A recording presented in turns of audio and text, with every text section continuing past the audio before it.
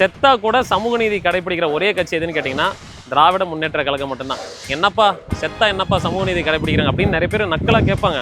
இப்போது நாங்களாம் கிராமத்தில் இருக்கிறவங்கள என்ன பண்ணுவாங்க, தாத்தாவோட பூர்வீக சொத்து இருக்கும், அந்த சொத்துல இப்போ யாராவது இறந்துட்டாங்கன்னா அதில் போய் புதைச்சிருவாங்க. ஆனால் சிட்டியில் இருக்கிறவங்க, டவுனில் இருக்கிறவங்களுக்குலாம் அந்த மாதிரி ஒரு சுச்சுவேஷன் கிடையாது.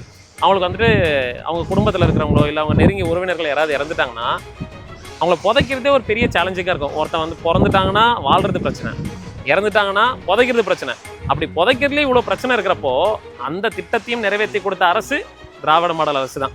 சரி, என்னப்பா பண்ணிட்டீங்க அப்படின்னு கேட்டிங்கன்னா, சமூக நீதி அடிப்படையில் இந்து, முஸ்லீம், கிறிஸ்டின் 3 பேருக்குமே வந்து சரிக்கு சமமாக, எப்படி சரிக்கு சமமாக 3 ஏக்கர், 9 ஏக்கர் டோட்டலாக. இந்துக்கு 3 ஏக்கர், கிறிஸ்டியனிட்டி சமுதாயத்தை சேர்ந்தவங்களுக்கு 3 ஏக்கர், இஸ்லாமிய சமுதாயத்தை சேர்ந்தவங்களுக்கு 3 ஏக்கர், 3 ஏக்கர் வந்துட்டு மயான பகுதியை வந்து அமைச்சு கொடுத்துருக்கிற ஒரே அரசு எதுன்னு கேட்டிங்கன்னா திராவிட முன்னேற்ற கழகம் தான். எந்த தொகுதி கேட்பீங்க, நீங்களாம் ஆர்வமாக இருக்கீங்க, கண்டிப்பாக கேட்பீங்க.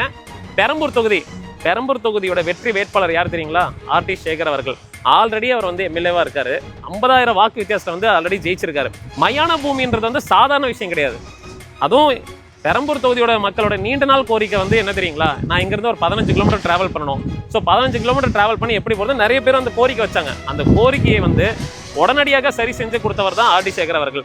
ஸோ மீண்டும் அவருக்கு வந்து திராவிட முன்னேற்ற கழகத்தின் சார்பாக வந்து போட்டியிடுறதுக்கான வாய்ப்பையும் கொடுத்துருக்காங்க. அந்த வாய்ப்பை பெரம்பூர் தொகுதி மக்கள் வந்து தார்மீக பொறுப்பெடுத்து நீங்கள் மீண்டும் அவரை வந்து நீங்கள் சட்டமன்றத்துக்குள்ள அனுப்புனீங்கன்னா பெரம்பூர் தொகுதி வளர்ச்சி திட்டங்களை ஆல்ரெடி உச்சத்தில் தான் இருக்குது, மீண்டும் இன்னொரு உச்சத்தில் கொண்டு போய் வைப்பார் மாற்று கருத்து கிடையாது. ஸோ பெரம்பூர் தொகுதி மக்களே கண்டிப்பாக ஆர்டி சேகர் அண்ணாக்கு ஓட்டு போட்டு நீங்கள் ஜெயிக்க வச்சு சட்டமன்றத்துக்குள்ளே நீங்கள் அனுப்ப வேண்டும். 3 ஏக்கர் கொடுத்துருக்காங்கன்னு சொன்னேன். அந்த 3 ஏக்கர்லையும் ஒவ்வொரு மதத்துக்குமே வந்து பார்த்தீங்கன்னா பராமரிப்பு அறை ஒன்று இருக்குது, அதுக்கப்புறம் காத்திருப்போர் கூட்டம்னு ஒன்று இருக்குது.